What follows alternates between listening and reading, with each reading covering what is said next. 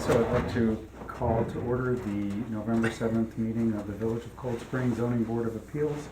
I'm Aaron Wolf, I'm the chair of the board, and we also have Donald McDonald, John Martin, and Eric Worth. Grace Lowe, who has been on the board, resigned recently and will no longer be on the board, so she's not here tonight. We've also got Michael Mell, our board secretary and videographer. The ZBA has two primary roles in the village. One is to grant or deny variances to the code when property owners request a variance to do something to their property that the code does not allow. And the other role is to interpret the code if there's a difference of opinion between the building inspector, the building department, and the property owner. So tonight we've got two variances. One for 41 Garden Street, which we'll do first. That's a public hearing, and then we have a public hearing for 12 Benedict Road.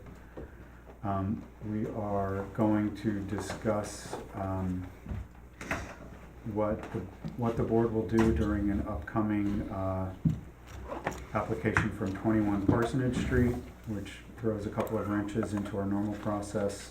We'll be electing an acting chair of the board, I hope. And then we will finalize our discussion of the ZBA application materials. I think the only thing we have left is the conformance chart. And I'm going to postpone our review and approval of minutes until our next meeting. Any questions from the board or comments on that agenda? Right? No. Okay, so let's begin with the public hearing for 41 Garden Street. I'd like to open the public hearing. Can somebody do we need a motion for that? I'll move to open the public hearing for 41 Garden Street. I second it. Okay, all in favor? Aye. Aye. All right, the public hearing is open. So Karen, come on up, and we should have an affidavit for the public hearing signed, Yes, and also the notices. the receipts from the mail notices to start with.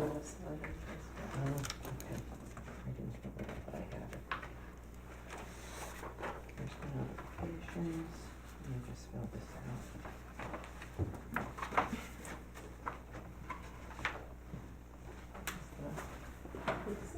Great.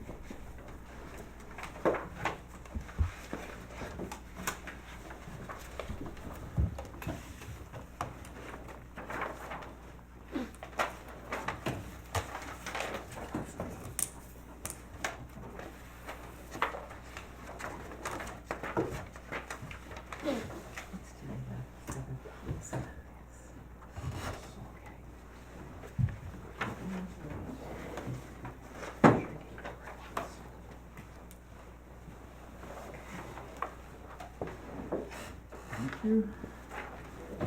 I'm just gonna go through the list here for a second.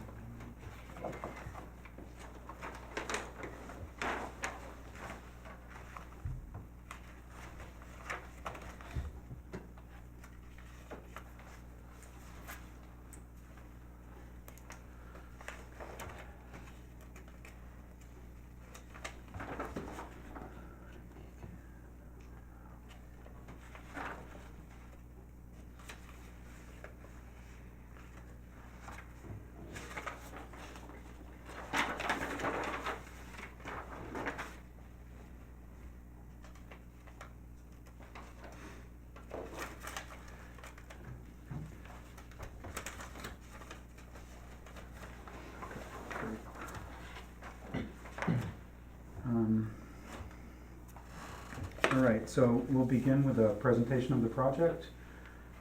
The board will ask questions and make sure we understand what's proposed.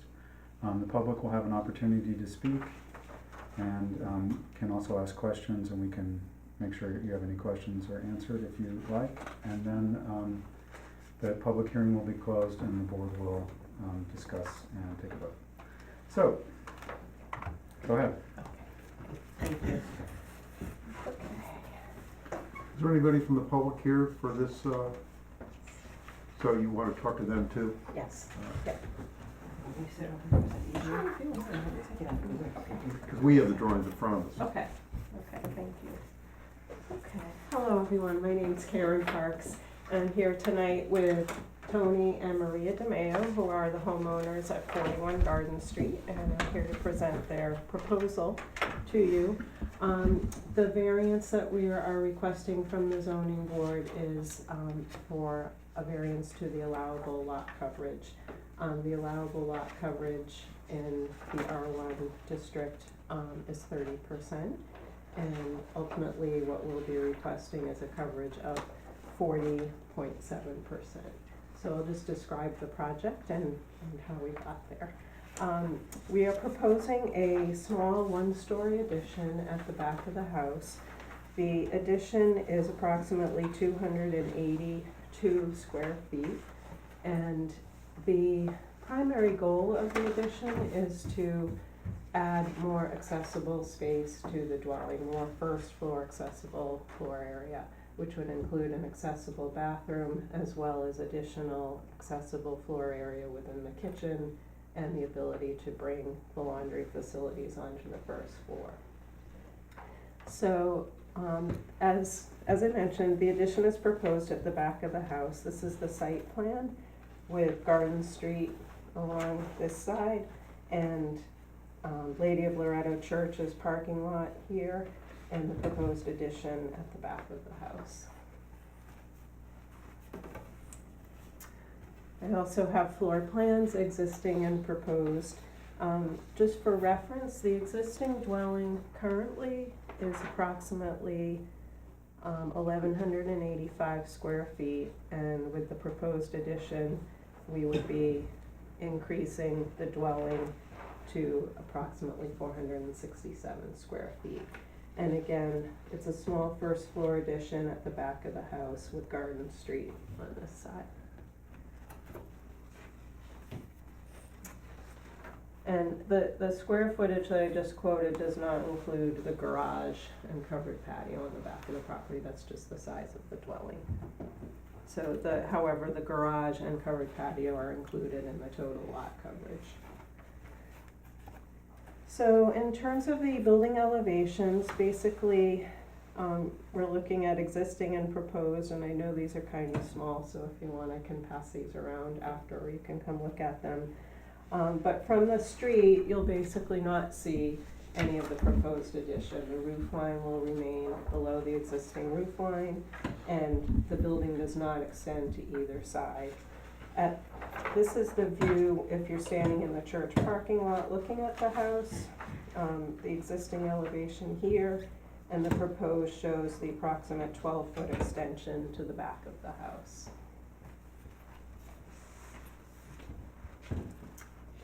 And then again, looking at the other two sides, the rear elevation is where you'll see the primary bulk of the addition, and the width of the addition at the back of the house is approximately 24 feet, and it's tucked inside an L that is already created by the existing building footprint. And then on the northerly side, which faces the Mueller and Clark's residence, you'll see the building addition extend beyond the existing house approximately 6 feet.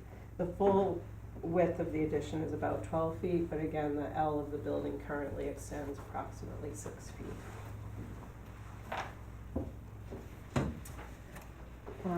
Just for reference, the board had asked for an aerial photograph of the lot and the surrounding area, just to get a sense of the density within the surroundings.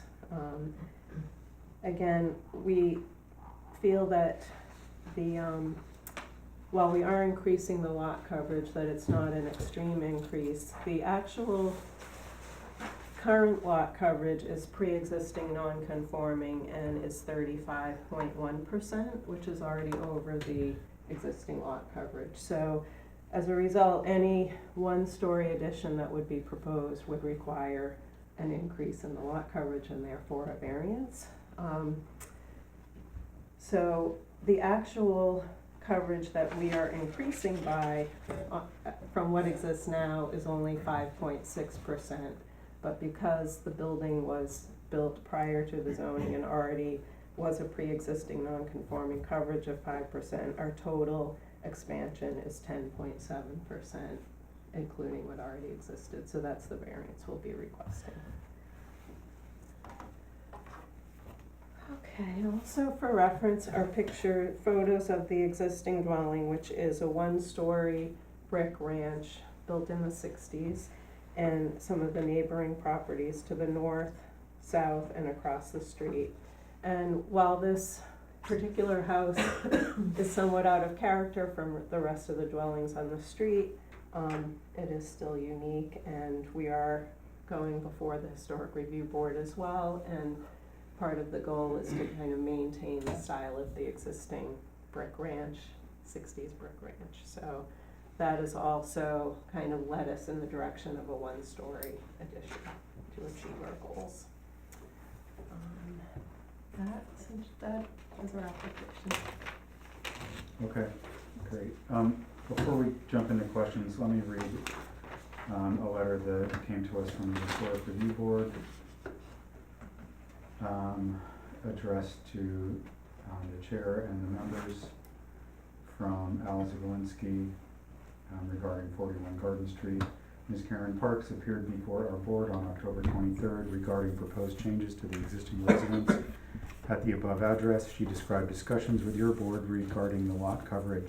She stated that your board assumed that the preference of the HDRB would be for the extension of the existing one-story structure in lieu of adding floor area in a two-story configuration. This is to confirm that your assumption is correct. Our board feels it would be more appropriate and consistent with the architectural style of the existing structure to be expanded with a one-story addition. We feel that the massing of such an addition would be consistent with that of other buildings on the street. We would recommend this approach. At the meeting, our board reviewed the materials presented, and we felt that the applicant was ready for further review. We voted to hold a public hearing regarding this application on November 13th. So that's next Wednesday. So the board is essentially saying they prefer the one-story configuration that's proposed for the addition. That's the historic board saying that.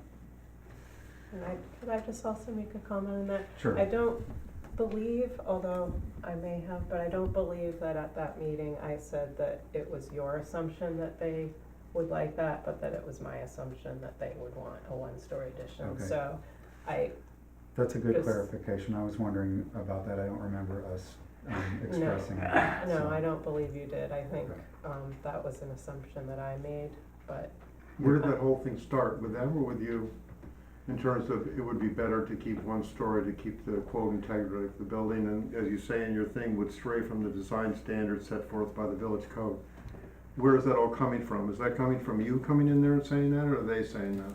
well, I presented it to them, and Yep. I felt that the design that we submitted to them, which is a one-story extension, better reflected the goals of their guidelines Mhm. and the style of the house and maintaining the style of the house.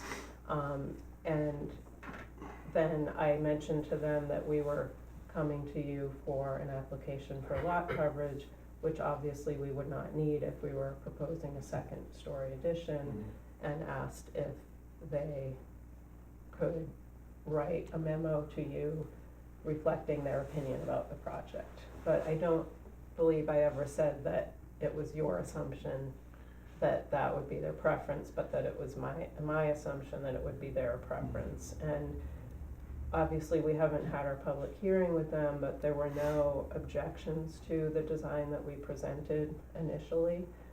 No negative reactions as far as coming back to them with alternate proposals for something that may be more appropriate.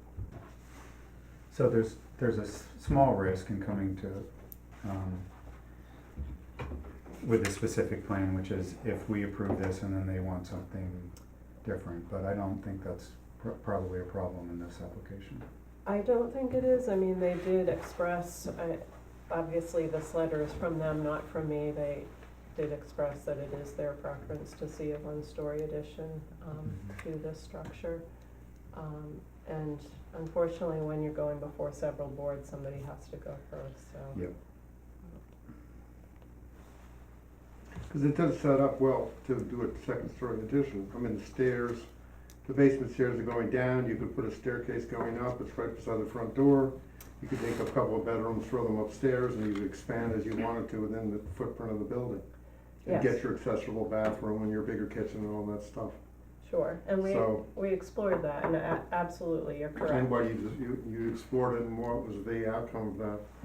Well, we just felt that one, it was a more, in my opinion, it was a more costly approach to achieving this. You're taking off the entire, what most likely would be a good portion of the roof, adding additional square footage above, and bringing the bedrooms upstairs versus having all of the bedrooms on the first floor and creating a fairly simple addition at the first floor at the back of the house, which would allow then the whole house essentially to remain accessible.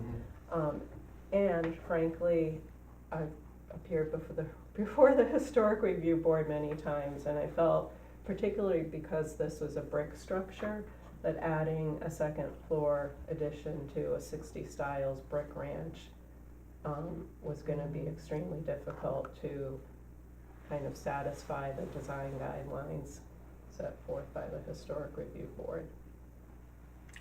So what do we say to the next people that come in and they say we want our 40% lot coverage? How do we distinguish this from, Well, I Other think projects? every project is unique. I mean, the house may be completely different. The house may be a simpler design or a different design that's more inviting to a second floor addition that would be complementary to the house.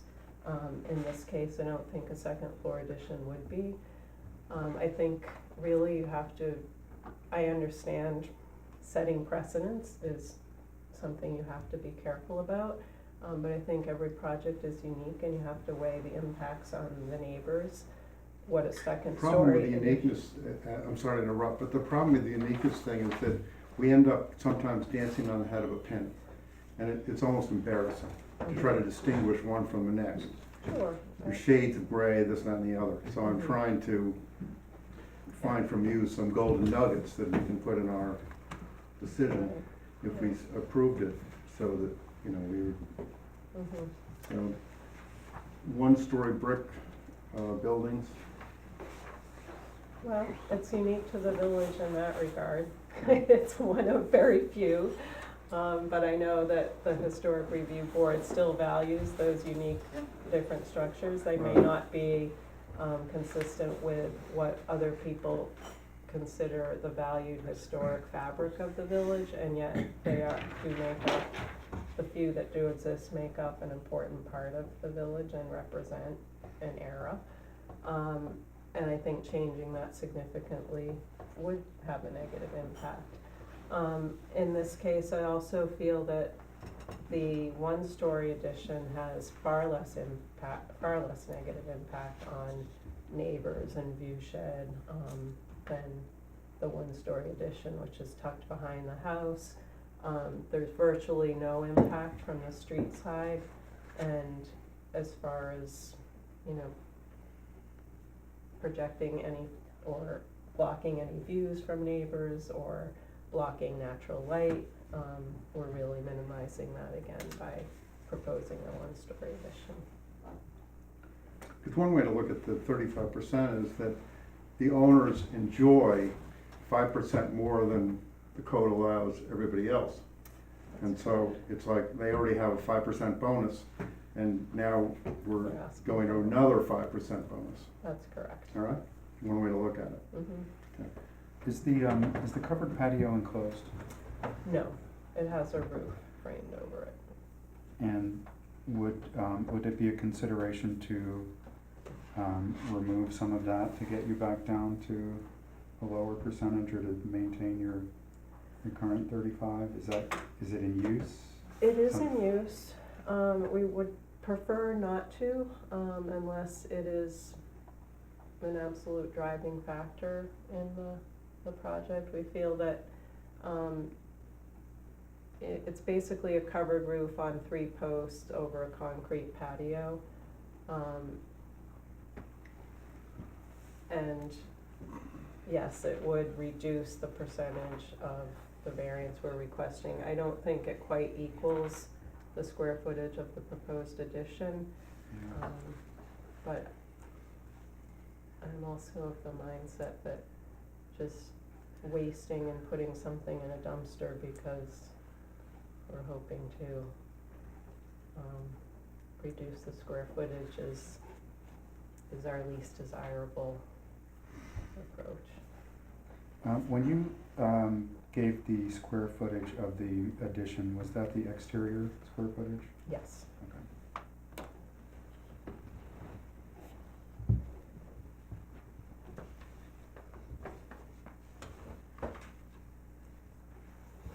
I mean, when you look at the overhead, it seems the proposed project would create a property, density that would be higher than most of the properties all surrounding. It does appear that way. I mean, the property to the north is a double lot, so the coverage is significantly less there. And I know the properties on the other side of Garden Street, I believe, are longer. I think they're closer to 150 feet possibly. I'm not sure, I can't recall.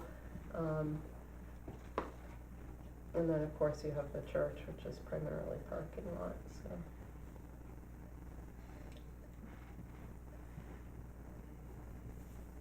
As Donald mentioned, ordinarily, I mean, we really haven't I haven't seen anybody come to us for 40% coverage. And you'd have to find ways to, and every property is considered, and application is unique and it's handled in its own way. But there's also the guidelines, and, of course, variances could be granted, but there's an understanding that you already have a grandfathered 5% interest, percentage over the 30. It's just, creating density, which is what the code is geared towards. Mm-hmm. Some of the ideas is simply that you might have to just buy a bigger house. I mean, that's another one of the alternatives, as opposed to whether or not, say, for instance, the covered portion of the porch comes down. It might make it difficult for the board to really show how you're an exception to other properties. Mm-hmm. And then we have to start responding to each one of them. It becomes a little bit more difficult. It's almost as if, the same way with fences. Sure, I understand. I mean, I realize we are already 5% over, so while we are going to 10%,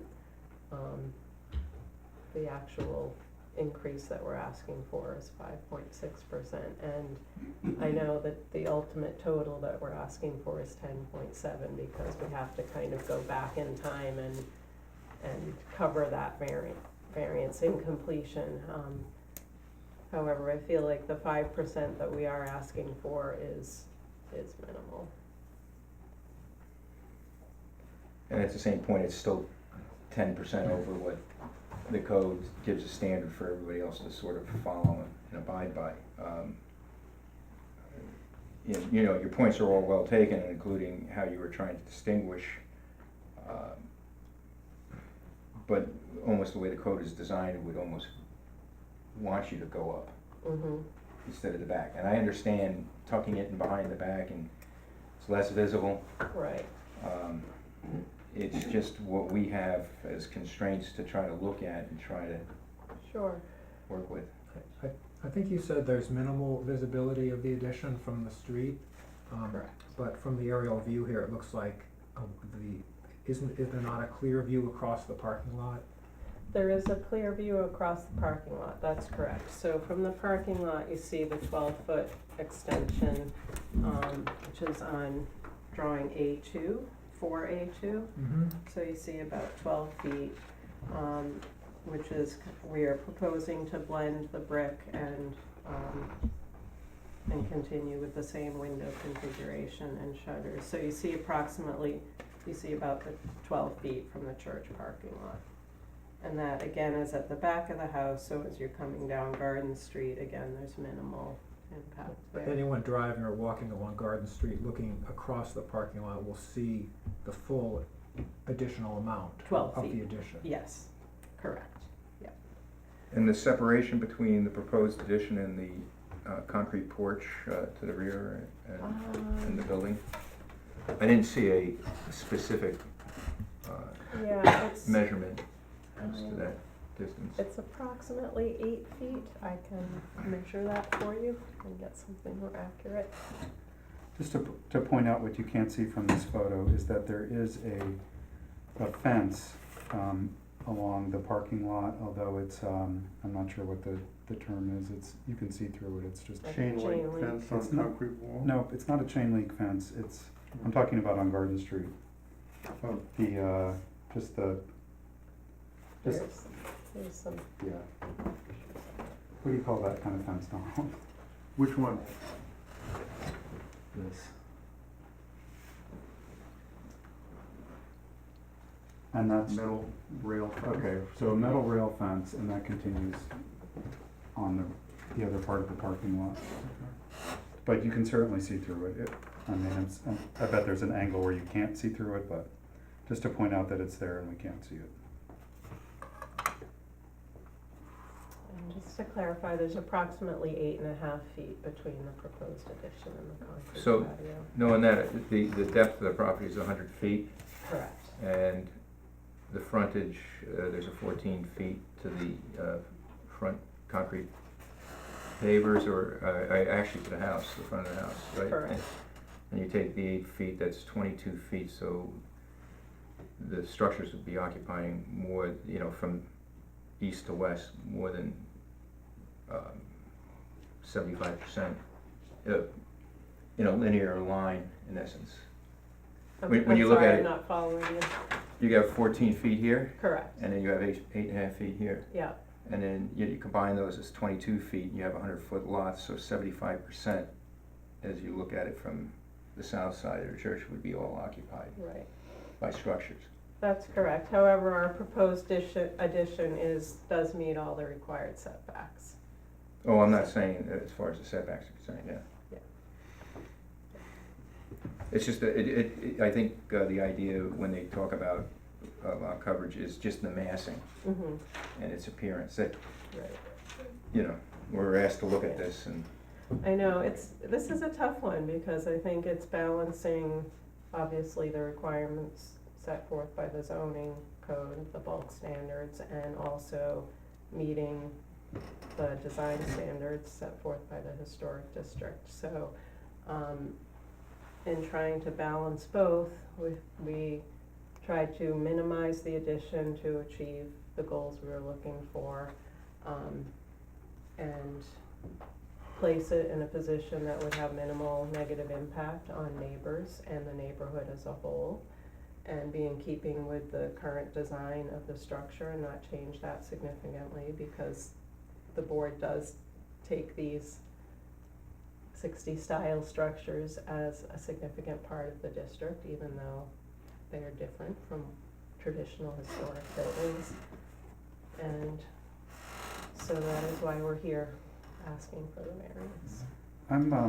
I'm curious to hear what the neighbors say, but this will sound like a strange suggestion to the other board members. Would you be willing to put up a 6-foot fence between the church parking lot and your property? And you would have to apply for a variance for that, to shield some of the density from the view from Garden Street? Maybe that would solve one of the problems that the board has recognized here, which is the density and the view of the density from Garden Street. but it wouldn't accept out the fact that you might be granting a 40% lot coverage variance. I understand your Yes, point, you're masking course. it. I And don't then you think I might be would asking, go for that proposal. This is one of the I mean, I don't like 6-foot fences, but this is one of the kinds of situations where the board has always granted a 6-foot fence between a public facility like a library or a church, or, Yeah, so but- I'm just tossing that out there as an And- option right, to yeah. mitigate the view of the density that this might create. But if it was a 6-foot high fence to mitigate the parking lot, that'd be one thing, but the 6-foot high fence to hide what we felt was a mistake, would be something I would have a hard time, Also, or a fence, negative, you know? a fence is a less permanent feature, nothing to keep in 2 years another owner taking down the fence. Would not require a variance to do that, could just That's unilaterally true, do that. they could do that. Could I also comment on that? Sure. So, obviously, we haven't had a chance to discuss that. Mhm. I'm sure we'd be open to different things. However, my gut feeling is that if we were to put up a 6-foot tall, solid fence, that would be a much more daunting impact as far as like the bulk of the house. This house to the midline of the roof is only about 11 foot 8 inches. So 6 feet is gonna conceal almost the whole house. And seeing that right on the property line, to me, creates more of a solid wall than the house itself set back from the property line. Furthermore, because it's the church parking lot versus if the church itself were 5 feet from the property line, or an area where people were socializing, or it was a landscaped area or something more pleasant than the parking lot, I think perhaps the fence could serve as a better mitigation of the density. But to me, the fence itself would create more of a more dense appearance than the 12-foot addition. Well, I don't wanna force you to accept a suggestion that you're not interested in. And I would agree with Karen's I point. think that a fence next to a parking lot like this, where you essentially have a busy public activity, could be a benefit to the property itself. For blocking light, that's a consideration that we take in, in the business district, as you know, with the endless skein. Sure. And we've granted that in other residential, for other R1 properties. So I'll back off of that just leave it out there for you. Yeah, I mean, I think we'd be open to it if that were, an alternative that would sway the decision of the board, but if it's not necessary.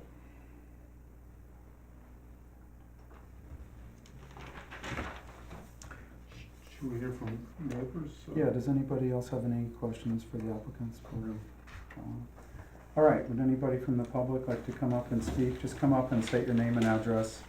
So just come to the front? Yes, and get in front of the camera a little bit and, If you could stand next to Karen, that's a good spot. So you want me to say who I am and all Yeah. that?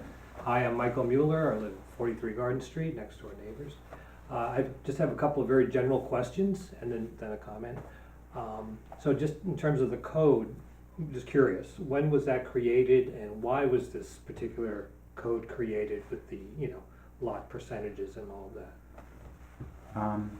let me look it up. A lot of the code was adopted in, 1968? yeah, and some of it has been amended since then. My understanding is that it was essentially starting from a boilerplate code that was more appropriate for suburban districts than, a village with lots of odd-sized lots. Let me just look that up quickly and I'll tell you exactly if that one has been amended.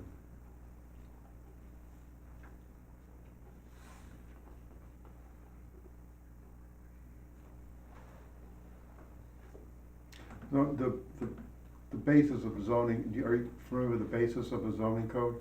The idea of why you have them? For instance, Well, there are two things. There's, for instance, if you have your house, you don't necessarily wanna have somebody opening a restaurant beside you. Right. So the code kind of says what you, establishes different districts, you know, residential districts, commercial districts, Sure. industrial districts, that kind of stuff. And then the other part of the code talks about, buffers, that, you own your piece of property, I own my piece of property, I can't put my addition, you know, right in your face, on my property line. I have to keep it back a certain distance, Mhm. so that you have, so enjoy so little, you know, you're not crowded, right? And the other thing the code says is that they generally regulate how densely you can build your property. Mhm.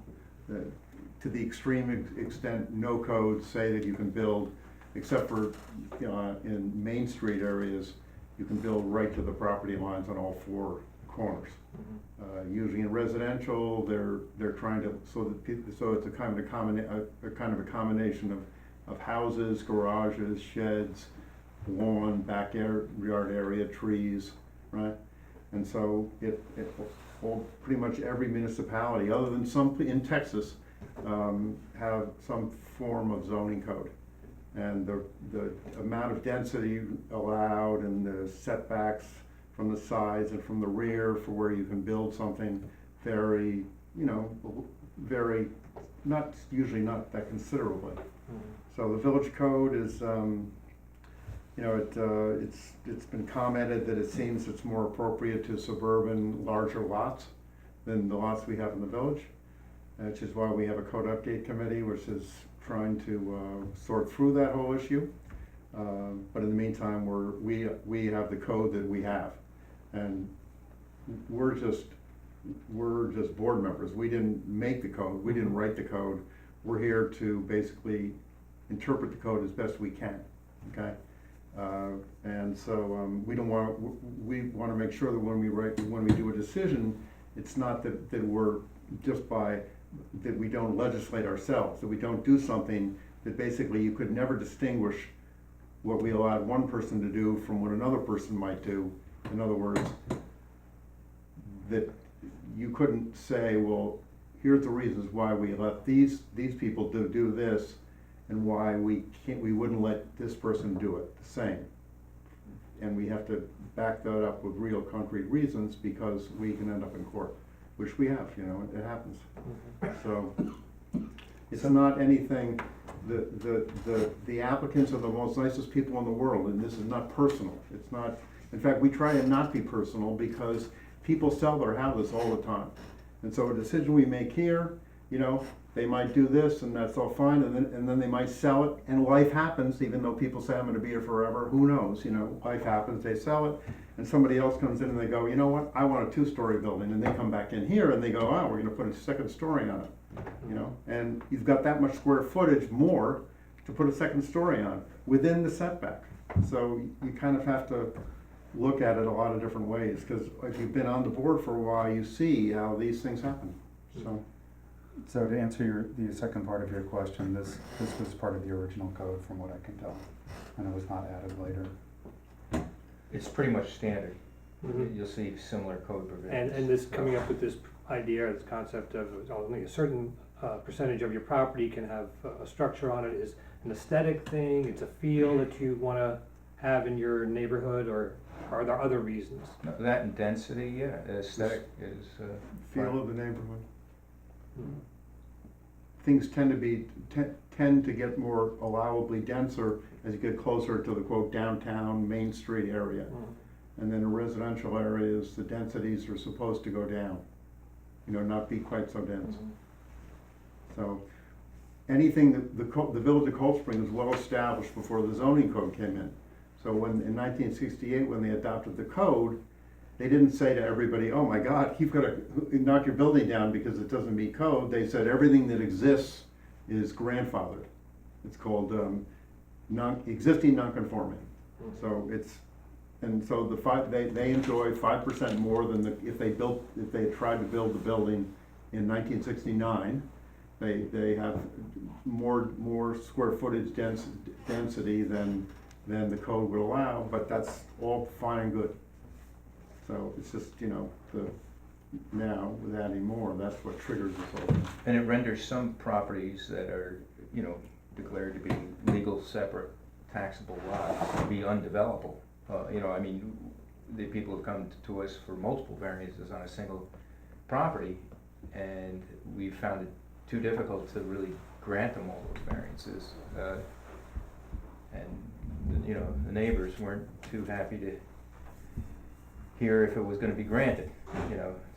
So my point is it's designed, you know, everything falls into different ways, and at different ways you have to look at it, but the idea is density and light and air flow and community, and one of the criteria, there's 5 criteria, is the whether it's consistent with the neighborhood, and you know, the commonality that you would see, like for instance, there's 25-foot yard setbacks, but you walk along Main Street and virtually all the buildings are pretty much on the property line or only a few feet back.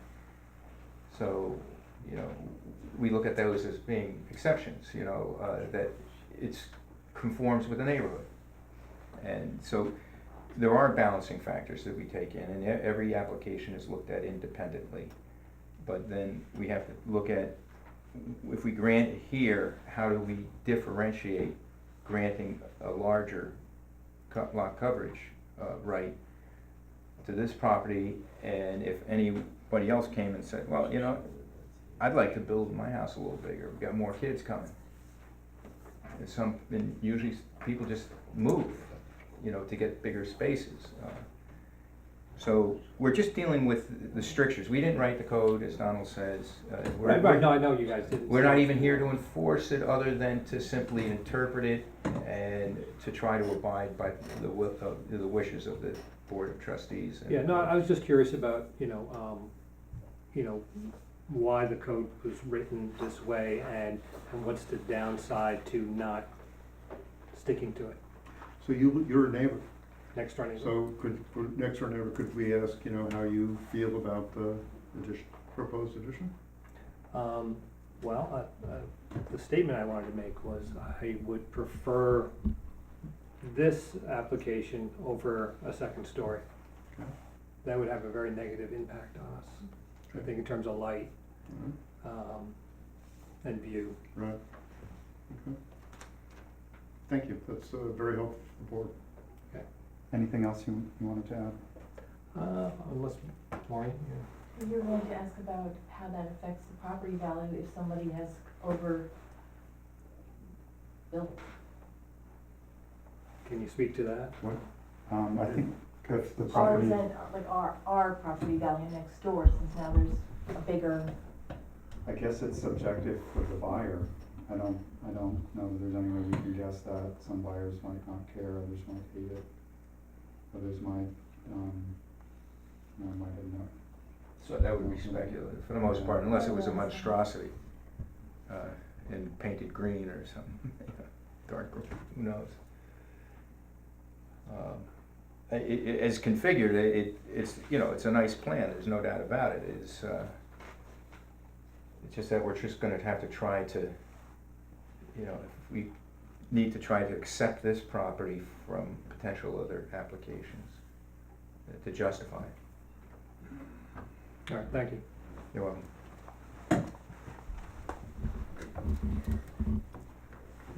Anybody else? Could you read Al Dolinsky's letter again? Sure. So let me read the letter again from the Historic Board.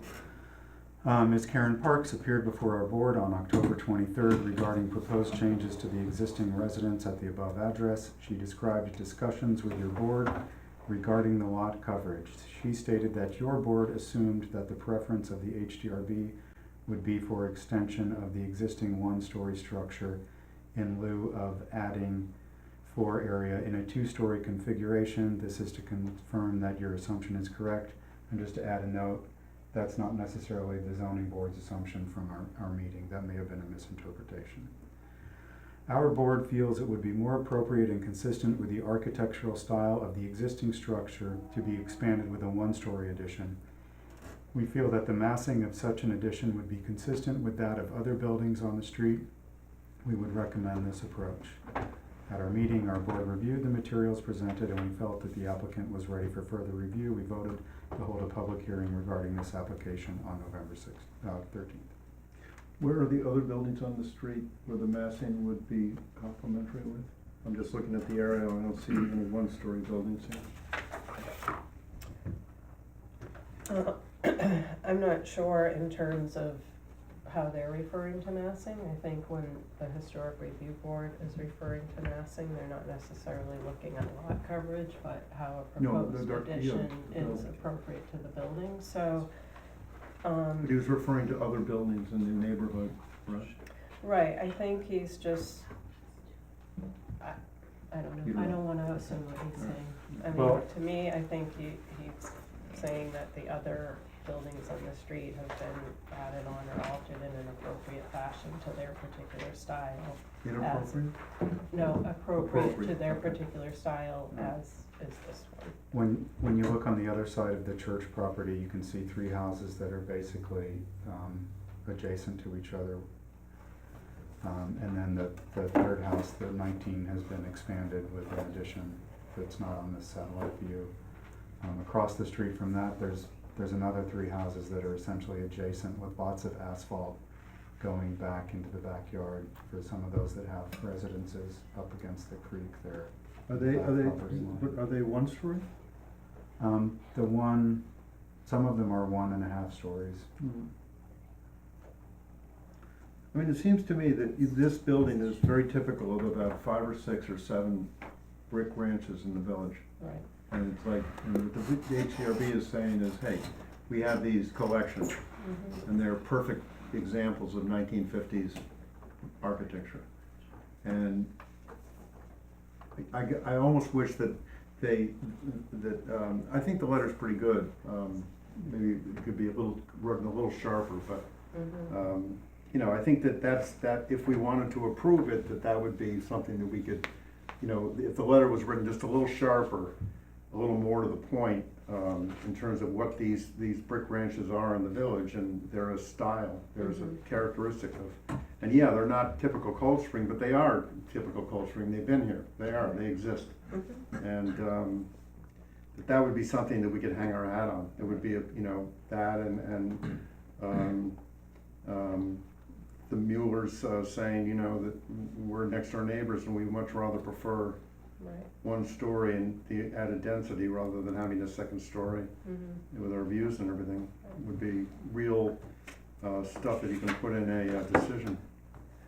Well, if that's something that, your board feels that you would like further clarification from the HDRB as far as their opinion goes, maybe we could keep the public hearing open and you could request more clarification on their opinion. I don't want to Put make words in their mouths, assumptions, yeah, so. yeah. That's just, my, off the top of my head thinking, and what are the other board members feel? Well, maybe we should decide if we wanna, before we get into a discussion of the merit, of the, you know, the criteria, whether we have any further questions about the project for the public or the applicant. Anybody else here to speak from the public? No? I think that we can't, to get it, when we do a discussion of the criteria, typically we close the public hearing. Yes. Once we close the public hearing, we can't bring in any new That's information. right. And if we wanted a little more refined letter from HDRB or any other That's right. clarifications. I would just that like to would be get all the helpful. information that's incoming to the board before we decide Right. whether we wanna seek more information from the HDRB. So to the neighbors, you've said that you prefer the one-story addition over a potential two-story addition. Would you rather have no addition? I mean, what's your real wish for the property? I know that can be hard to say. Or you can say no comment. Are you an advocate in favor of the density rules as they exist? You know, This is your opportunity to let us know what you think. If you prefer, you can send it, you know, we could, well, it's probably a bit late, but we'd like to know what you think if you're willing to tell us. In other words, we know that if they did a second story addition, you feel strongly it would affect you negatively. Yes. would the proposal for one story as it is, would it affect you negatively?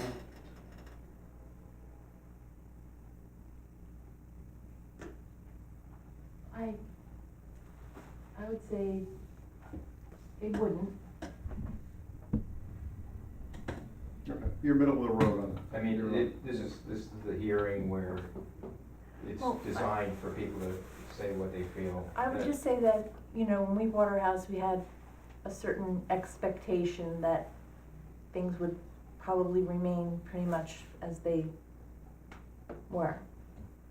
So, Do you feel like, from the proposed, development, that it might obstruct more light or, you know, air or view or, I mean, anything in that regard? no. I mean, that's sort of the idea of a density issue. Are you We have guys a- right we have here? a backyard that, Yes. you know, it would be more sort of looking over our backyard, which isn't really that private because the houses are very close together. And there was sort of a buffer zone of vegetation which is now gone. So that kind of, you know, changes it a little too, than what it was like. Maureen, we are planning to put bushes there once we get everything settled. We are planning to replace what we took down. It's just that they were kind of going all over at this point, so we wanted to just cut them down, but we are planning to redo them, put something there. Yeah, I think a buffer zone of some kind of vegetation. Yeah, Would yeah, be that's very what we good. were planning on. We weren't really planning on a fence, we just wanted some more greenery, and it will separate it. And I'll just add also that, and I appreciate your comments, and that we don't have any windows in the proposed addition that are actually facing your property. However, I do appreciate that all the properties in the village are very close, and obviously it's an extension that, you know, you're going to see a little bit of. But just also to be sensitive of that, we have kept the windows facing the back. Okay, didn't know that, so that's good. But yeah, I mean, that's the whole issue, that the houses are so close to each other, that's why it's, you know, you have to think about it more. Yeah, absolutely. I don't know if you wanna look at the floor plan more closely, or I already saw it, I think thank you. Would the board like to ask the HDRB for clarification? Does anybody have any thoughts on that? HDRB? Yeah, about the, as you suggested, about the one-story brick houses. I feel like, the criterion that this bears on is the first one about, achieving the benefit by other means. And I think, we've pretty much clearly eliminated the option of a second story as a feasible alternative, given everything we've heard from the neighbors and the letter in its current state, all indicate that the idea of a second story addition is not a feasible, alternative. So I don't know that a further letter or a clearer letter is necessary. I'd like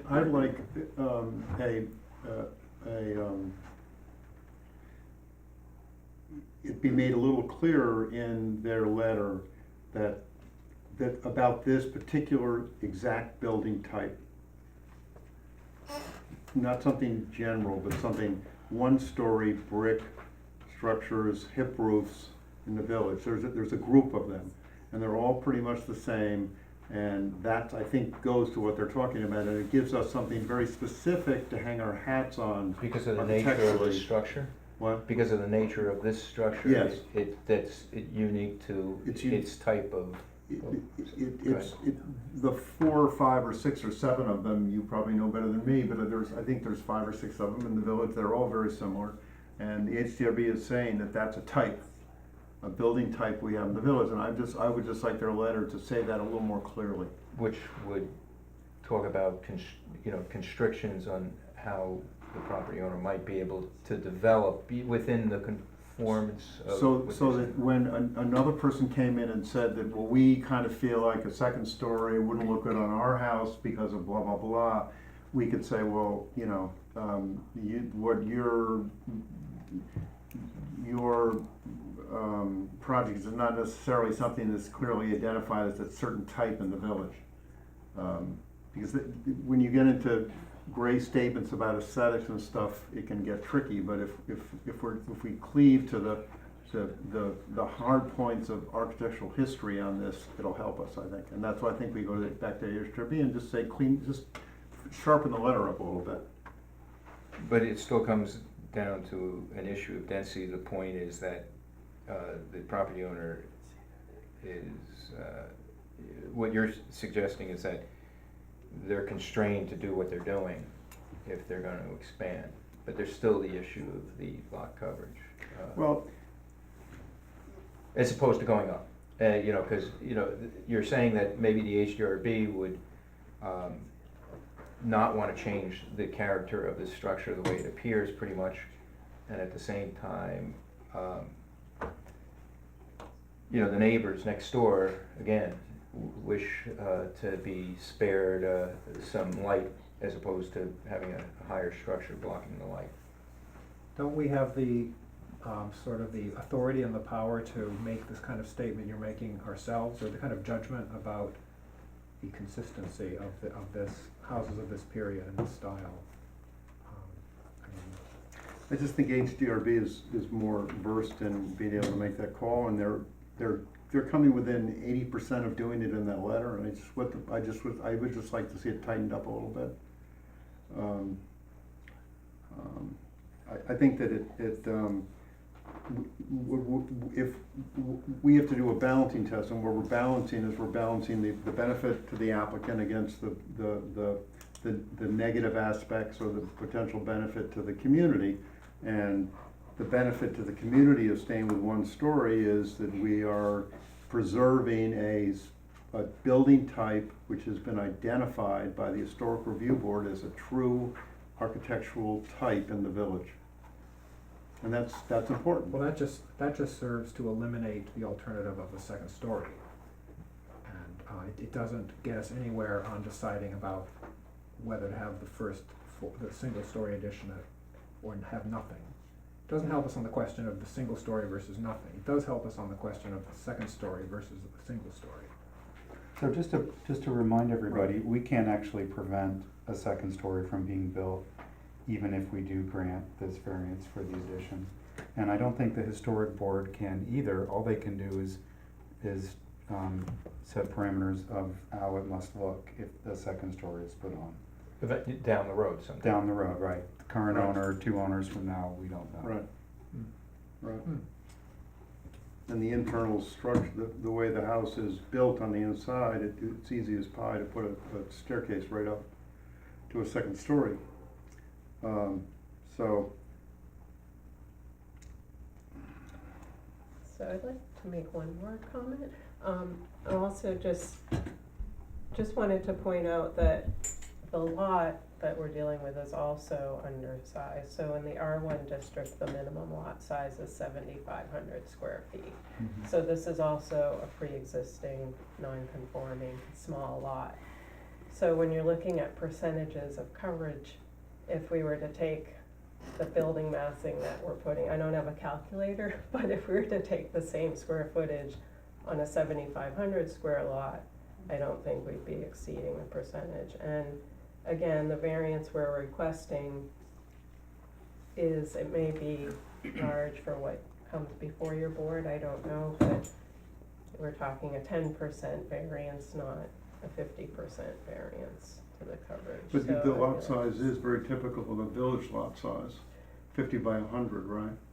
And there are not a tremendous amount of properties in the village that have 40% lot coverages, Right, so. yeah, no, I you know, agree, I mean, some from- lots are bigger, some are 7,500, I don't know when, again, when the zoning came out, if a lot of these lots were already in place, or They were, how they came in. the houses were there, yeah. I was looking at it a little bit this weekend, anticipating this, and, you know, I didn't, just looking at it, I figured out a couple of coverages for, you know, some of the building houses, the lots in the area, and they weren't a lot at 40%, so, yeah, you're right, Eric, though, that just because we have HDRB giving us a good reason why we might not wanna put a second story on it, it doesn't get to, it's only one leg of the stool.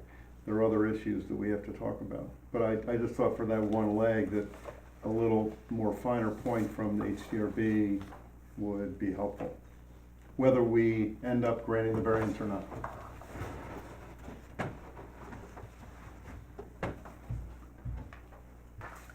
You remember the property, Donald, on the south side of the church? The yellow house? Oh, you mean, Remember the issues with the property coverage there? Shortell?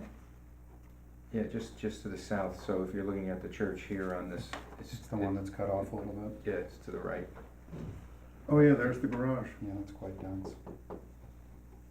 Well, that's a separate, That was another issue where there was a request to build an addition. And by doing that, there was also, while there was an old back garage, there was also a new addition to that portion of the garage. As a trade-off, we said remove that new portion of the addition if you're gonna build the addition to the back of the house to expand your kitchen. And there are some issues with that at this point. But that was only a 36% coverage, if I can remember correctly. Even with everything all included. Right. And the idea was to pare it down from the 36. Right. Do you remember any of that, Donald? oh, yeah. Just to move this along a little bit, do we have I guess a consensus on whether we go back to the historic board? I think we probably have enough information at this point, but, I don't think a delay is gonna hurt. Would a 2-week delay or I guess it would be 2 weeks, be much of a problem for your application if we wanted to go back to the historic review board? No, I don't believe so. Okay, you're not planning to start? No, This we have one another probably. public hearing next week and we won't, no, we're not nearly ready. This is probably a spring project. Okay, so, John, do you have an opinion about getting more info from the historic review board? You know, no specific opinion. I understand Donald's point. It might add a little bit if you were ever to try to distinguish this application from others. If it was this style house that they sought to protect and not want to change, and it's similar to others in this village, to maintain the character of it. I think that's Donald's point, right, Donald? Yeah, that's my point. Mhm. They're identifying it as a specific style in the village, and it's one of the main grounds you're claiming for the variance in your application. And so I'm just trying to make the argument as strong as we can on your side, so that when we deliberate, we have the best we can get. All right, then why don't we do this, since time is not a major issue?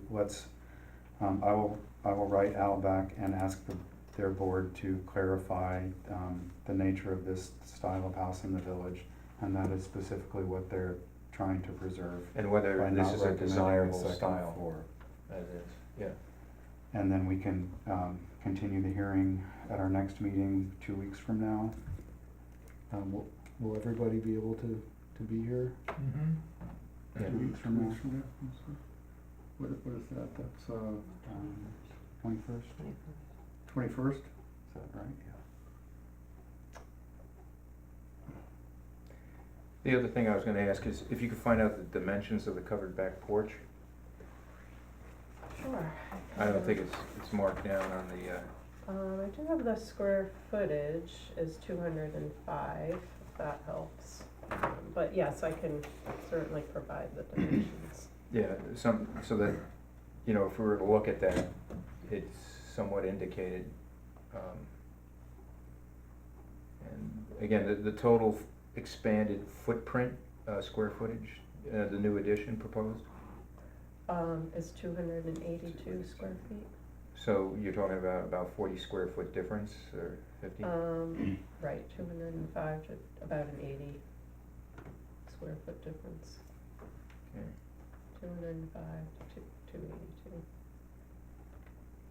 Okay, so let's, suspend the public hearing until I our move next- to adjourn the public hearing unless anybody else has anything to say right now, But keeping it open. keeping it open. And just So to confirm, we don't have to send out notices again. It's- No, No, No, because we've stated a date certain. Okay, thank Can I you. second the motion? okay, all in favor? Aye. Aye. And to the neighbors, you can take this time to write us a letter or think about it more. Sorry, I kind of put you on the spot, so it's never I easy. apologize for that. That's what the hearings are designed for. The only chance you get to say anything. Okay, Yeah, thank you. Thank you. thank you. Thank you.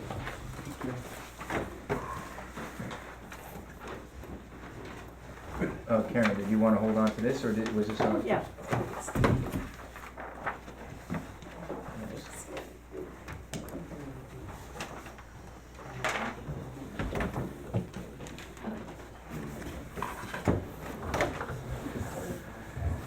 So keep all these together so that.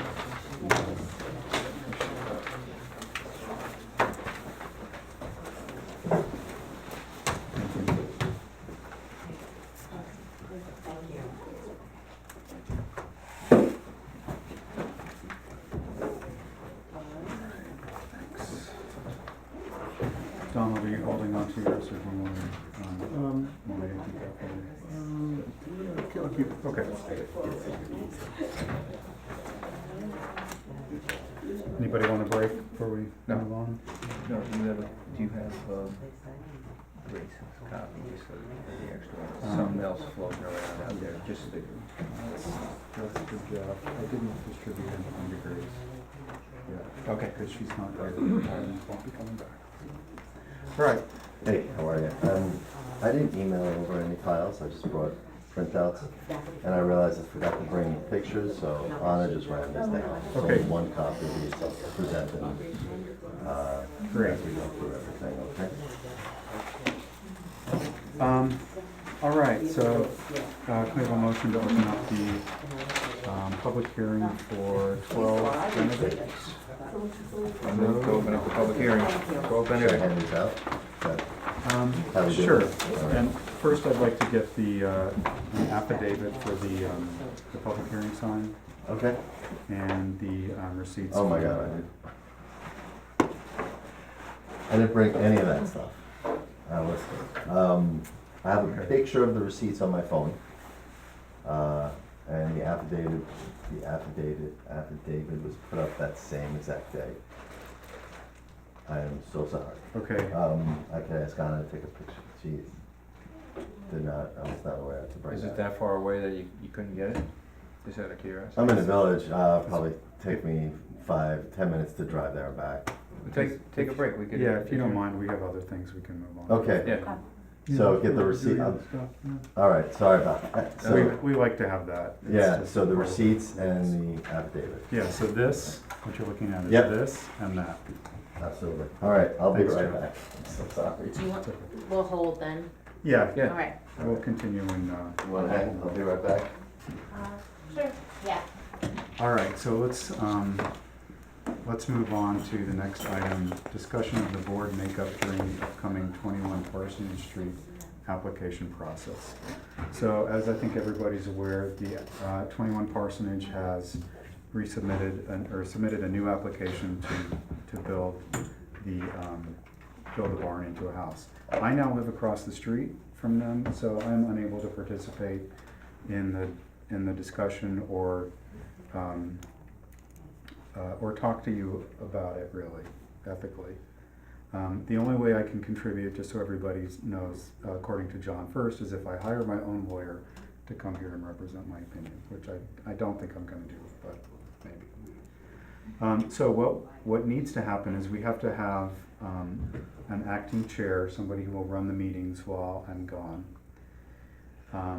for that part, because I won't be in the room. John says I should just leave. So we need an acting chair who can take over my duties for that application only, and would also handle any meetings when I'm absent in the future. There's a couple of other issues to raise. Grace has resigned, so we need to replace her seat. That's going to leave 4 board members if somebody is appointed in time. And there is a question of whether the applicant might prefer to have a full board, and that's something I think the acting chair would need to take up with John first, and the village board. They might want to appoint some backup board members for that application, if the board and or the applicant wants that, and if that's what we're supposed to do according to the rules. I don't know, and I haven't talked to John about it, so I'm gonna leave that up to the acting chair. So before we get into the election of the acting chair, an application or a letter of interest came in to the village for a position on any village board a few months ago, and Jeff mentioned that over email when Grace resigned, and I suggested that, I thought that we would go ahead with our normal procedure of the board interviewing applicants, and the mayor has decided that he wants to make the appointment without us having interviewed the applicant, so we won't be interviewing any applicants for the board, at least for this next time. The code doesn't actually provide a mechanism for us to interview applicants. I think that's just been an on and off standard practice in the village board, so it's not, the mayor is not doing anything that he shouldn't be doing. I did request to him that I made a request that we continue the process of interviewing the applicants, but he did not want us to do that. And this is a vacancy, this will be a vacancy appointment, which the mayor can make by himself. It doesn't go to a village board of trustees vote, so it's a little different than our normal. The term is up. Yeah, for example, when we interviewed Eric, he was replacing Allison, whose term was up at that point.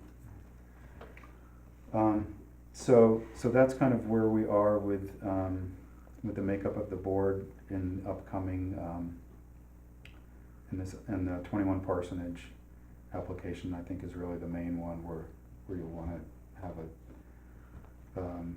a solid understanding of how the board should function.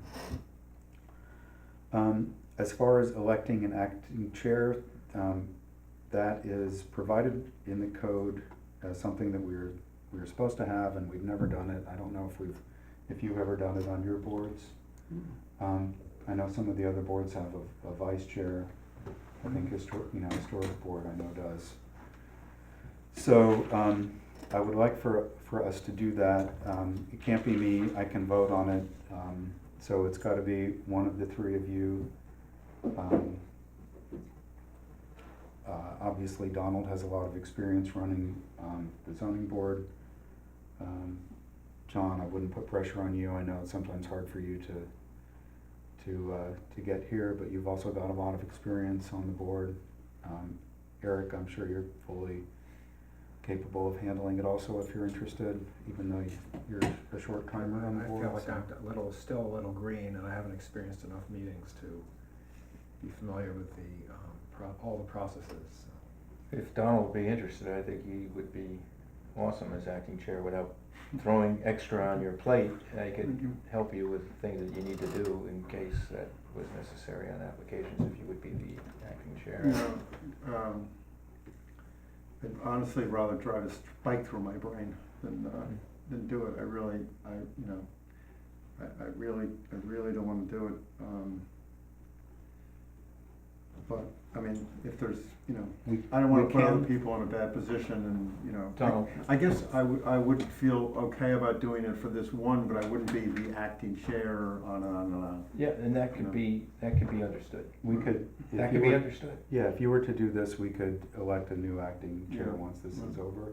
We can also wait for a new appointment, and perhaps that person would be interested in doing it. Although a totally, brand new board member.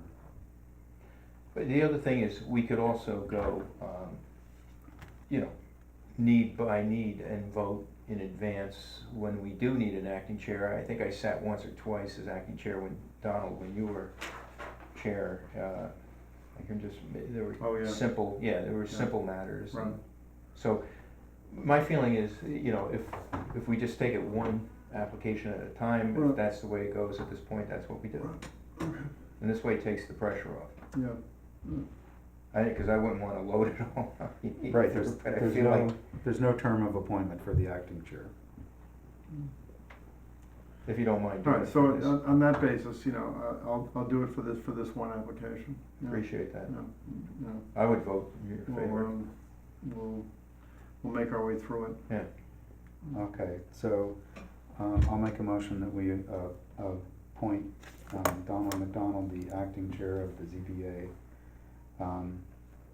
specifically to handle the upcoming 21 parsonage application. I second the motion. Okay, All in all in favor? Aye. Thank you, Donald. Thank you. so I think at this moment, that's the way to go about it until we have somebody who can Mhm. really on a regular basis be there. So now, going forward, I'll handle all the mechanics of this. Are you gonna be, are you, I think it's safer if I don't have anything to do with it. right, Yeah, and Donald, if you have any questions and you wanna field things off Eric and I, just do right, that. yeah, well, yeah, okay, all right, all right. So Um, you're okay if you're out of the loop on this?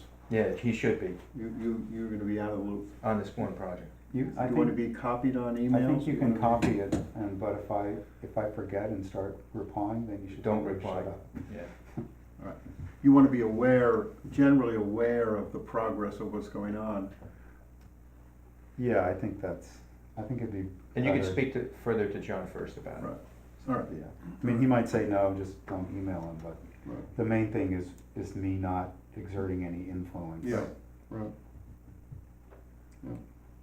Okay, one other thing about that, application, so in case anyone is interested, the person who applied is Laura Bozzi, who lives on Rock Street, and if you have questions, you can talk to the mayor about that.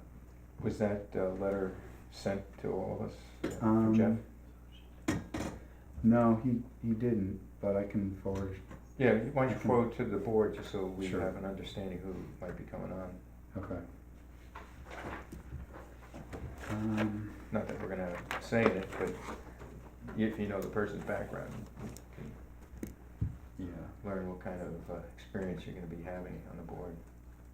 she is a highly educated, environmental and climate change specialist. So that covers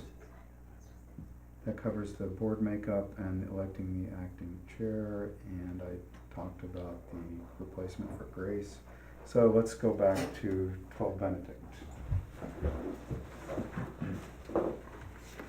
Did we move to open the public hearing? Well, we opened it, and we moved it, open it, we just didn't close it. All right. So we're, I just don't it's wanna still make the open. motion twice. It's still open.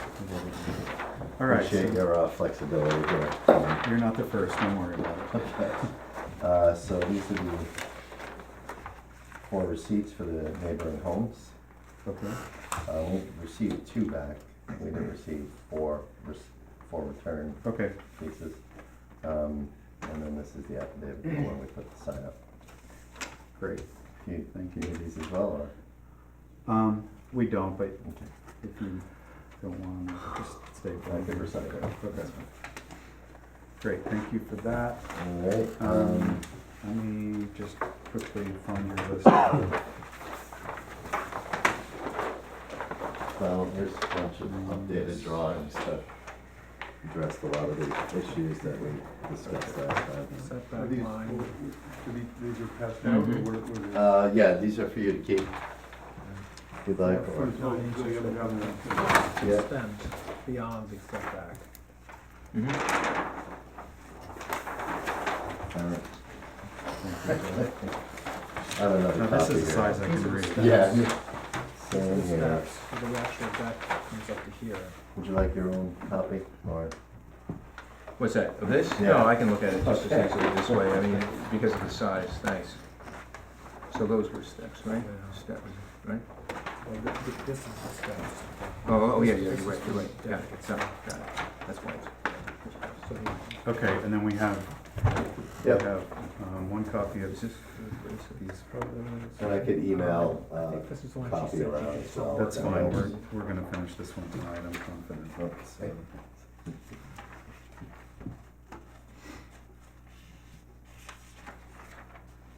So would you like me to just walk through the changes we made to the designs as per the request from the board? Why don't you just start from the beginning? And It's great, we've heard it before, but now this is the official public hearing, so awesome. So, somebody might be looking to this particular video recording just to hear and not go back to the. sounds great. I'll try to speak clearly and slowly. So this is for an application for a variance for a new wood deck that will be built off of an existing sunroom, an existing structure that's already been built on the home.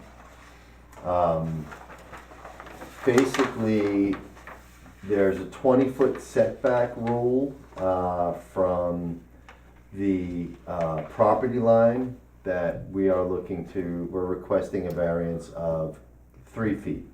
The deck will go 3 feet into that 20-foot property line setback, I guess, on one side of the deck. The other side of the deck will, I believe, meets the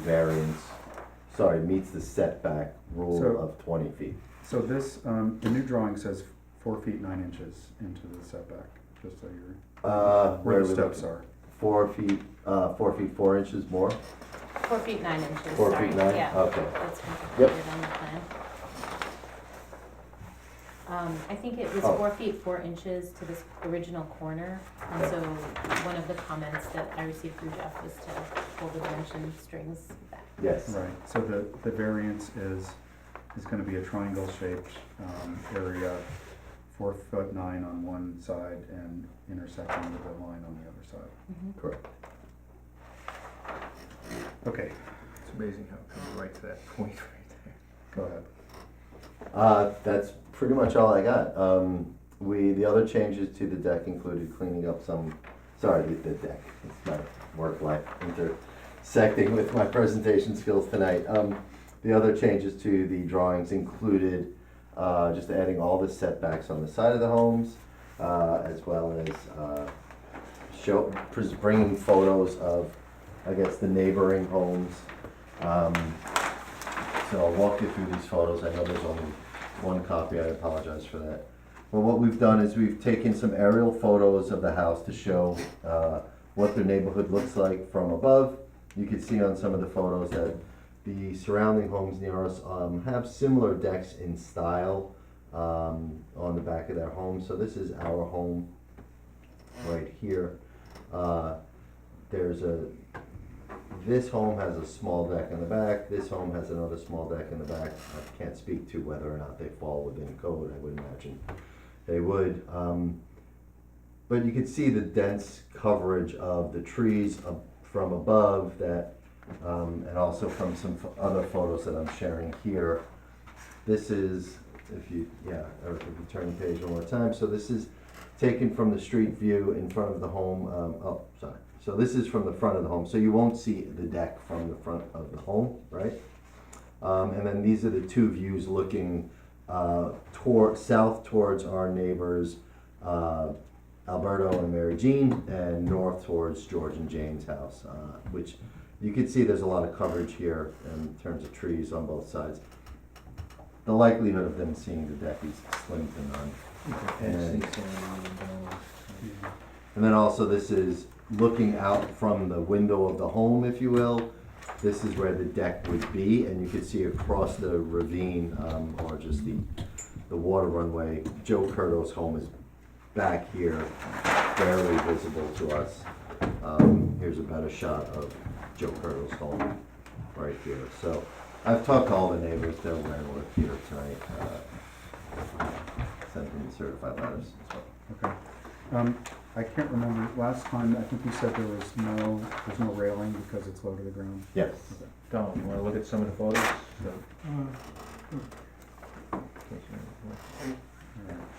So how far, where's So the this- grade in relation to the deck? What's the drop? It's variable, at this point here. It's about 20 inches. At least stated. 20 to 22 inches around here, and With it's the lines. 30 inches. It meets the 30 inches at this location. So that's determined the number of steps that I think I have the grade to top of deck, yeah, indicated here. What is it along here, like 2 feet, 1 foot, 4 feet? Oh, The drop? the drop, it's interesting, between here and here, Mhm. it goes from about 22 inches to 30 or 28 here, and then it goes to, the maximum is on that side, so between 28 to about approximately 30 at that point over there. I think the idea will be to, level it so that it's consistent, so that the number of steps that you have to reach up here is what you need it to be. One thing I'm confused about is this all about a deck, or are you adding on to No. your sunroom? Yeah, it's all about the deck. all about the deck. So partly, the reason this is, I know what you're confused about, because this says existing and this is proposed, and it's Yeah, it because looks this site different plan around was here. from a different drawing set, which was approved prior, because there was no variance required, but now that we're asking for the variance, So from what I see is they're responding to the fact that the rear property line is at an angle compared to the house. Mhm. And if they wanna have usable deck space along the face of the sunroom, in which that is set at 9'2", 9'2" is not a unreasonable amount of depth to get lawn furniture and lounge chairs on. And if they cleave to the setback, which is at a angle to their house, they're going to, the deck is gonna become increasingly impractical as they get to the place where the IKEA table is going, I guess. yeah, So, sorry, the furniture layer got removed. So,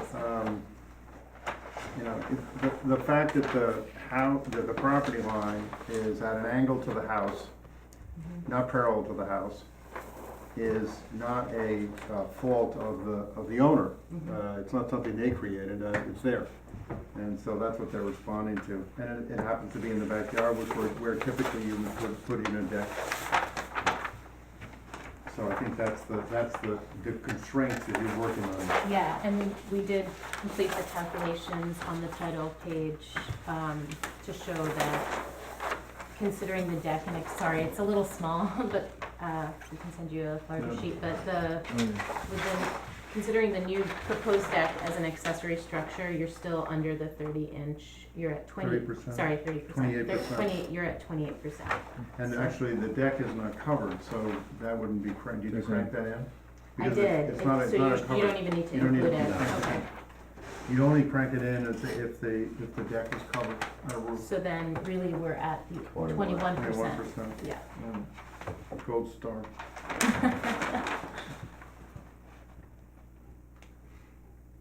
Does anybody have any other questions for the applicant? Not myself. We have no public here. So, just to clarify the code, a deck of this nature does not count toward lot coverage, but it does count toward setback restriction? Mm-hmm. Okay. It is a structure. Yeah, can't have any structure in a setback, and deck is a structure. All right. And it's not an accessory structure though, because it's not covered or enclosed. Well, I think we can close the public hearing and jump right in then if there's So no I, further discussion. anybody else have anything? Nobody from the public is here.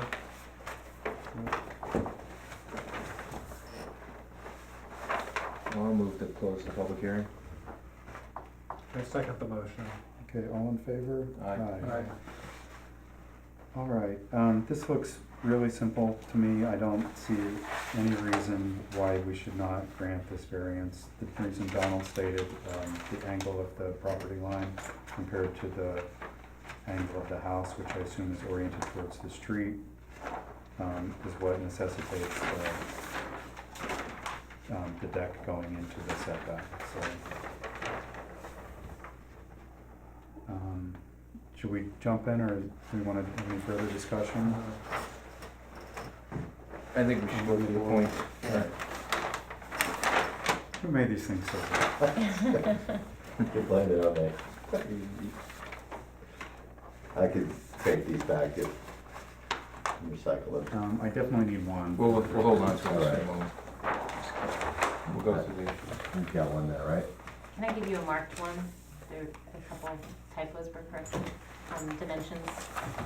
Sure, This is not so the most official accurate, one that the you're gonna official. build. Just There the was, build. just on the right, site. so that was missing from that packet. Did the left Sometimes it west. goes with This the one screen. too. We got the You second can make a one. paper airplane out of Yeah. that. Yeah. But it's all I'll let him correct know. on the non-conformance too.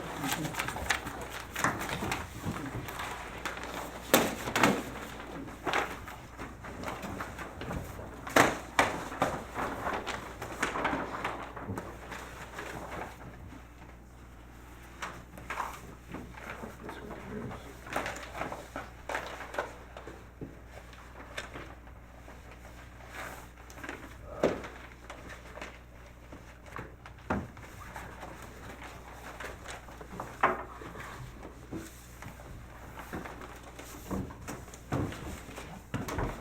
What?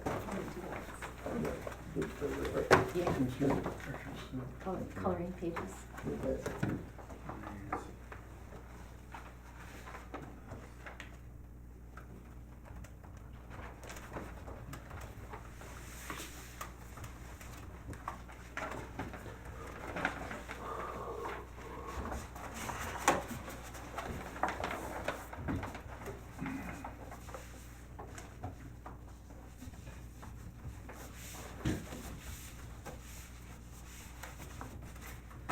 Okay, so, let's jump in with our 5 criteria. The benefits sought by the applicant can or cannot be achieved by any other feasible means.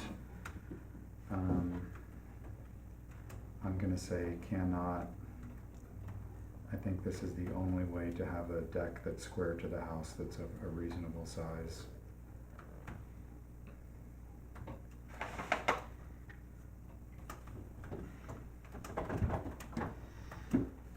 Donald, Oh, what you just said? I said it's the, cannot be achieved by other means because it's the only way to have a deck square to the house that is of a reasonable size.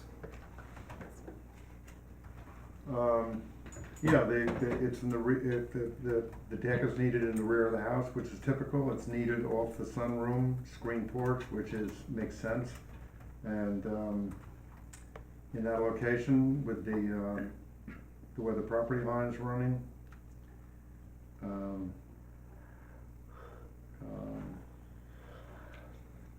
it would be a mistake to build the setback line. No way.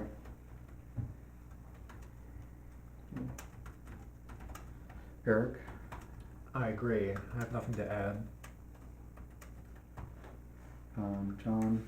I agree, it's the only place to put it when you look at the property layout. It would be to the rear, obviously, and it fits in with the sunroom, so the fact that the rear setback intersects with just a small portion of the deck, proposed deck, this is the only place to put it, can't be achieved by other means. And I don't see any difficulty here. Okay. Thank you. The proposed variance will or will not produce an undesirable change in the character of the neighborhood, and a detriment to nearby properties will or will not be created by the granting of the variance. I'll start again. I'll say will not produce an undesirable change. It won't affect it at all. It's not noticeable to the neighborhood from a neighborhood perspective, and it will not be a detriment to nearby properties, again, because it's barely noticeable, if at all. Eric? I agree, and I would just add one point that it is a further reason that it's not a detriment is that the deck is a typical element of a house in that area, a characteristic element. John? Yeah, I agree with everything, and to add that the reason why it's not noticeable to the neighbors pretty much is because of all the heavy foliage, trees in the area surrounding the property to the rear.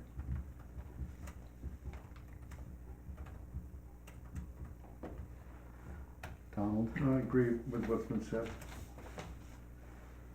The required variance requested is or is not substantial. Donald? Not substantial. It's, the amount of square footage of the deck, which is, in the setback, is relatively insignificant.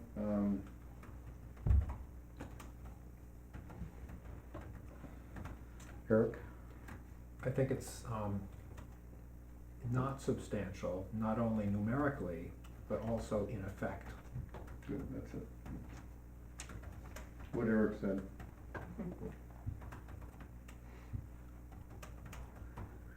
John? Agreed with what's been said on the issue, on this. I agree also. The proposed variance will or will not have an adverse effect or impact on the physical or environmental conditions in the neighborhood or district. Eric, you wanna lead us off on It will that? not have any such effects. John? I don't, from all of the evidence presented, I don't see any issues. There's a broad backyard and I don't see any runoff issues or.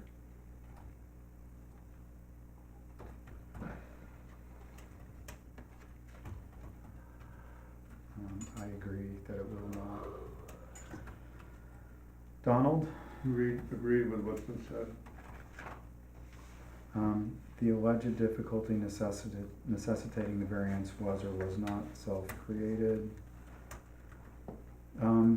These are always self-created, so I say yes, self-created. Donald?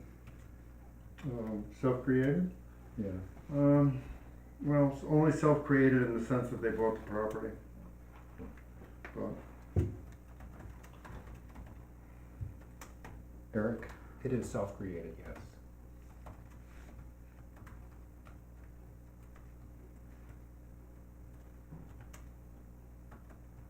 John? Self-created to the extent that the deck could be made smaller, but it isn't. But it's not an unreasonably sized deck, as earlier mentioned.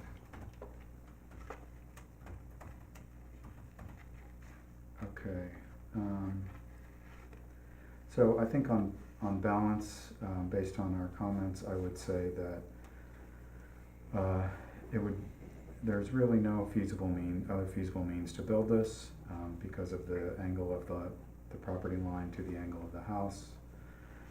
There's going to be no noticeable change to the neighborhood or or detriment to the nearby properties because it's not really visible at all. I guess we didn't consider activities on the deck, but I don't think we need to. The variance is not substantial in numerically or in effect, and has no environmental effects that we can see from the evidence presented in the plans. It is self-created, you don't have to have a deck, but you've chosen to have a deck of this size, so. Those would be my balancing, comments in the balancing statement. Part of the balancing is for the criteria favorable to the applicant. Yes. So it's a very favorable balance, I would say.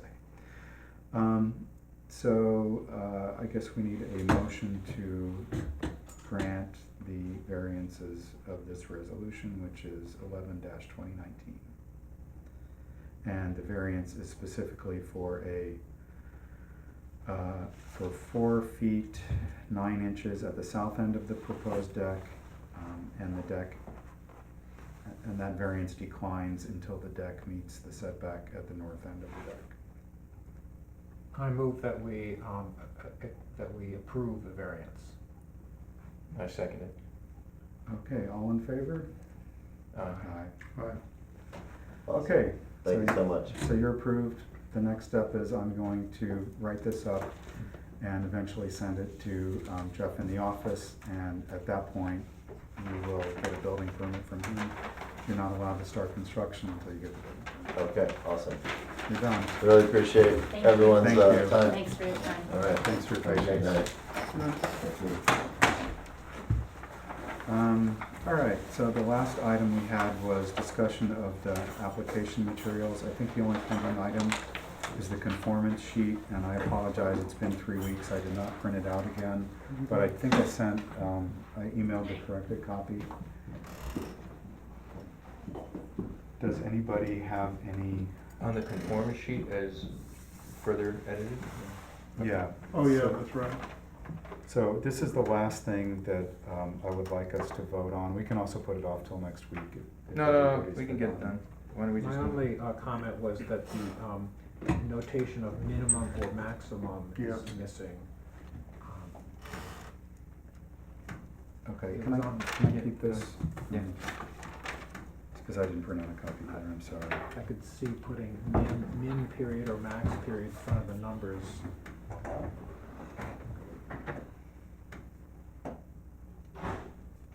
Okay, Donald, did you have any thoughts?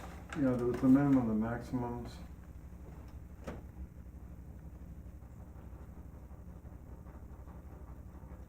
I think that was it. And if there's anything further, we'll just It was- that let was it. It was let the you know by, Minimum, maximum. we can further comment perhaps if you want by email, if necessary. yeah. If something comes up, since you're gonna take that and adjust it, unless you wanna approve it as changed. I'd love to approve it and we'd be done with all this. Let's and I approve can it as changed. Yeah. Get it to Jeff. Approve it and, as noted. All right, I make a motion to approve this conformance sheet as edited with Eric's comments, seconded by Donald's comments. Second. okay, all in favor? Aye. Aye. Thank you, everybody. Who seconded? Donald. Thank you. All right, so I no longer have a printer at home, so I keep forgetting to print out the minutes, but we'll do those next time. In the meantime, I do send them to Jeff as soon as I get them from Michael. So Jeff has a draft copy for the public in case the public wants to view those. So I think we can adjourn at this point. Somebody I wants move to adjourn. I second the motion. Aye. Favor? Hi. Okay, we're done. Like Thanks, this? everybody. No. I'll hand this over to you. There you go. You may or may not want that. You want